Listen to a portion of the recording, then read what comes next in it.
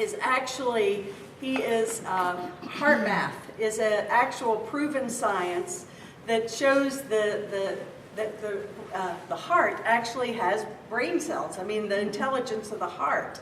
And that when we can come from our hearts rather than our heads, because we're so programmed to really be an anal thinking society and very driven by facts and formulas and systems that really are so much in our brains.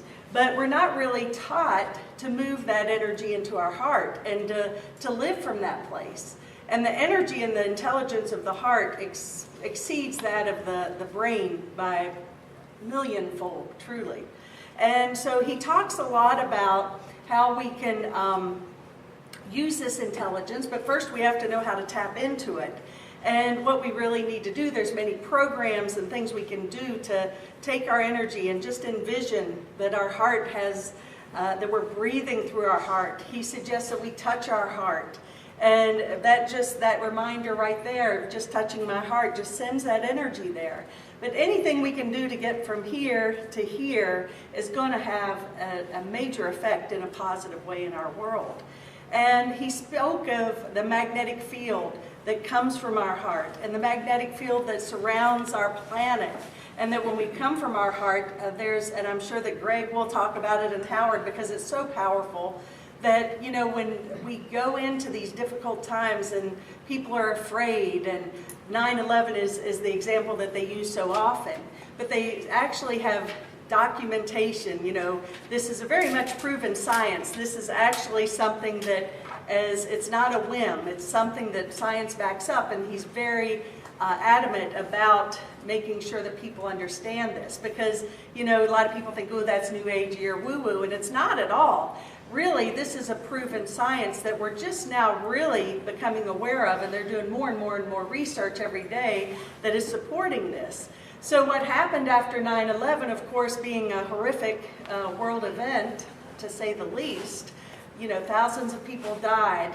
It was definitely a time when, we watched the television screen and it was just, we were all crying and sad. But what happened after that was actually the magnetic field of the planet was lifted from that incident, because so many people came together in prayer and in compassion and in service.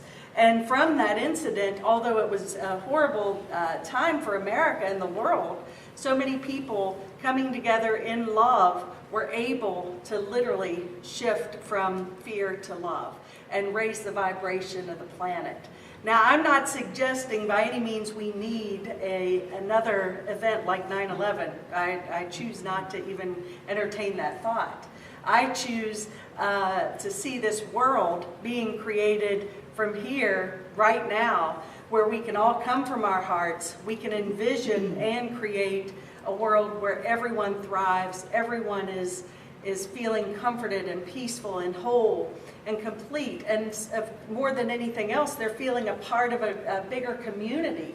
They're not feeling separate and alone, because that's the biggest. The Course in Miracles says that our one problem, we really only have one problem, and that problem is that we believe it's possible, that we only believe it's possible to be separate from God and separate from each other. The belief in separation is what brings all of our sadness. So when I feel like I'm separate and alone, what do? I start looking outside of myself. Well, this will fill it, that'll fill it. All these external means are going to fill this void within me. And what we always have to go back to is that there is no void. There's no emptiness. There's only wholeness. But there again, that brain programming reinforces that we have to study, we have to develop intellect, we have to value that, and we honor those who do develop that. And certainly there is a place for that. I'm not denying that by any means. I think that the intellect merged with the heart, the intellect of the mind merged with the heart is where our greatest power and strength lie. But we really need to know that in this moment that there's so many events happening on our planet.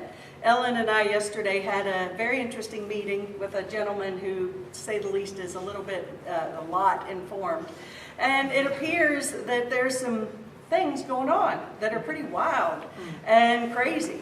But we have an option here. You know, it's like that choice point, that fork in the road. It's what road or what path am I going to follow? Am I going to choose that path and put my energy of fear and feed that fear and create more of the same? Or am I going to say, nah, been there, done that. I think I'm going to create a new way of being. And it seems as though, well, how can we do it? There's so much chaos and things happening in the world. How could I possibly make a difference? Well, as I've said in the past, and I say it often because I think it warrants repeating, is that one person truly can make a difference. Our friend Joyce, who comes here to the Course in Miracles, created a whole movement just 10 years ago about being an organ donor that's kidney. Non-directed, thank you.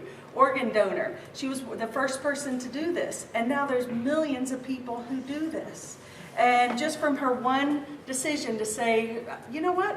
I'd like to donate my kidney. The doctor looked at her like she was crazy. What do you mean you want to donate a kidney? And she said, well, I don't need them both. I'll give one away. And so now there's millions of people on the planet doing it. There, you know, one person, one little inspiration, one decision truly can change the world. But we look at ourselves, as Marianne Williamson says, your playing small does not serve the world. You know, it's really about us stepping up and being the change that we choose to see in the world.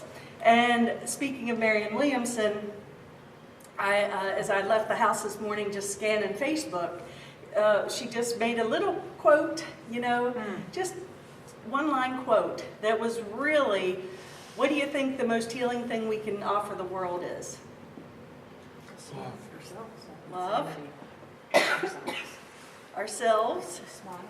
A smile. Those are all fabulous things. Forgiveness. They're all wonderful things. But forgiveness is what Marianne Williamson had expressed in that little sentence that she posted. And of course, you know, when Marianne posts something, it goes viral, and in 15 minutes, 1 million people are looking at it and sharing it. But it's truly a time that we are willing to lay down our swords, are willing to take responsibility for the world we see, and are willing to forgive.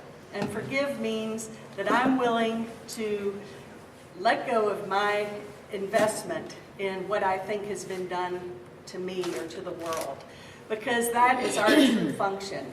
And these things that come up in our life, okay, and as you all know, my drama the forgiveness work I've gotten to do for the past couple of months has been intense, to say the least. And it's just like, as I mentioned last week, you know, another wave. Oh, I forgive, I feel great. Oh, let's see if you can forgive this. And it's been a journey. And but you know what? I'm so grateful. And the forgiveness, when we do that, and forgiveness isn't about making another person wrong, by the way. The forgiveness is about letting go of my story about it, okay? There's a big difference here, because it's never about saying you're wrong, but I'm spiritual now and I'll forgive you. But rather, I choose to see you in your sinlessness. So the greatest gift that we can offer, besides a smile and love and peace and connection, is that of forgiveness. So when we see the world forgiven, it is forgiven. And a real practical tool that we can use is the Hearthmath method. And we'll, of course, have the opportunity to learn more and more in a couple of weeks with Howard. But in the meantime, just tap into your heart and say, I choose to come from love in this situation. If you're watching CNN, constantly negative news, instead of, going in and saying, oh, that jerk, oh, that Rush Limbaugh, he's horrible. I mean, the post on Facebook about Rush Limbaugh, I feel sorry for him. This guy is just getting beat up. But, it's seeing the world forgiven, and it means whatever your views are of Rush or Obama or whoever, whatever on the planet, that they are our brothers in truth and sisters in truth. And no one can be exempt. No one's exempt from God's love, and we need to remember that for ourselves, not to exempt anyone from our own love. And it takes practice, and we can always find reasons not to forgive, but truly, when we do, the world opens up to us far beyond our greatest imaginings. That's when God can say, you know what, now that you've let go of that story, I can finally get in there and put some good in there. So let go of our stories. Let's see the world forgiven, come from our heart, and bless the world, because the power of this group can move mountains, truly. And I see it already. And so it is. Namaste.